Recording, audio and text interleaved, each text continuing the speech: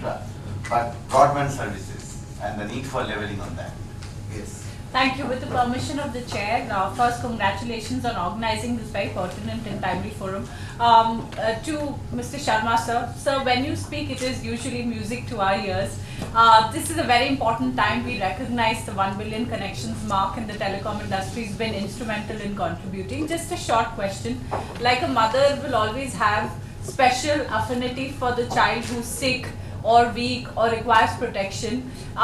Just in all humility, when we look at as industry issues and forums and the practical challenges of operations of standards which may not be one size fits all because there are many times there are extraneous issues, how is it that we articulate those concerns? Because it is right that we strike a balance between consumer issues and the kind of efforts that the industry is making. So a lot of times when we're looking at regulation and policy, we also look at proactive policies which proliferate the system. So just a short question there. Thank you, sir. Thank you. I think it's a very important issue, and typically, people brand regulators as somebody who is not protecting the industry, somebody who is destroying it, or they go to many extents.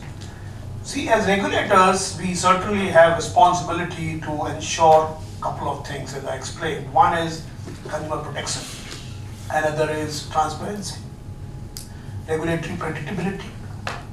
The cost of regulation should not be heavy in terms of its compliance and then finally the benefits flowing out of it being minimal.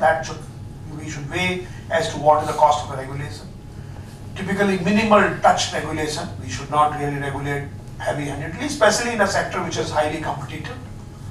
Of course, the growth of the sector, but at the same time, competition in the sector. The competition also should be level playing. These are some of the things. But at the same time, let us also realize that each step of regulator cannot satisfy all these 6 or 7 overarching goals. Suppose we make a regulation which is basically to help the consumers. Now the industry may think, this regulation is going to affect us adversely, and this is what happened in call drops.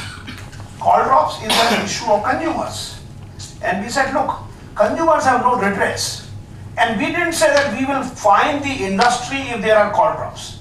We actually came up with a different idea, that let the consumer be compensated if there are call drops. So we didn't come in between. We said, and one might think that in 1 billion consumers, how will you ensure that you can compensate every consumer? But please understand, it's a technology infrastructure at the back end. When a system can keep track of every voice call you make, the duration up to seconds of every consumer out of 1 billion, that same system can keep track of the fact that a call got dropped. And therefore it's possible. So it's a big data is being dealt with by the industry, big data can be dealt with here. But then this issue, one can argue that, look, your mandate is consumer protection, but at the same time your mandate is also growth of the industry. This is something which is prohibiting the growth of the industry because it is penalizing them. So the problem is that if you start measuring every regulation, every rule, every order by the touchstone of all these 6 principles, you will find that it is helping, in some it is negative, some it is positive. So you should look at the overall system where overall regulatory framework should promote competition. Another issue which is also very relevant, and I want to be very candid about it, is the issue of technology. Now in this sector, technology is moving very fast.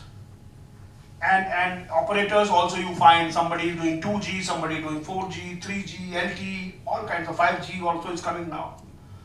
Now the point is, should the regulator look at protecting the legacy technology, or should the regulator actively promote new technologies, or should the regulator be agnostic to technologies?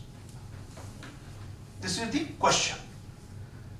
My view is that we should not check the march of technology. Technology will come, and one should really welcome that technology, and one should not become a hindrance, or one should not create regulations which are obstructing that technology, and we should leave it there.